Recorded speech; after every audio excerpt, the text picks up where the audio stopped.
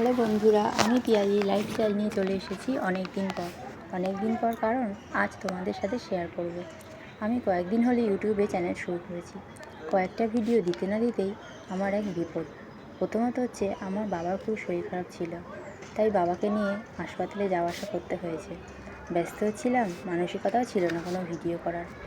বাবার খুব শরীর খারাপ, ডাক্তার বলেছে বাবার খুব খারাপ রোগ হয়েছে। বাবাকে নিয়ে ডাক্তার দেখানোর মধ্যেই আর এক বিপদ। আমি মেয়ে নিয়ে ভোরবেলায় স্কুলে যাচ্ছিলাম সাইকেলে করে, ব্যাস টোটোয় ধাক্কা, পড়লাম মুখ থুবড়ে সাইকেল থেকে। মা মেয়ে দুইজনে, নাক ফেটে, ঠোঁট কেটে, দাঁত ভেঙে, আরও হাতে পায়ে মুখে যত না লাগা। ঠাকুরের দয়ায় আমার মেয়ের কিছু হয়নি। ওর একটু হাতে পায়ে লেগেছে, কোমরে লেগেছে, ব্যাস আমাকে নিয়ে আবার হসপিটাল। নাকে দিল সেলাই করে। আমি তো খুব ভয় পাচ্ছিলাম, কিন্তু ডাক্তার সেলাই করার সময় আমার একটু ব্যথা লাগলো না। এখন আমরা ভালোই আছি, তাই ভাবলাম ভিডিও করি।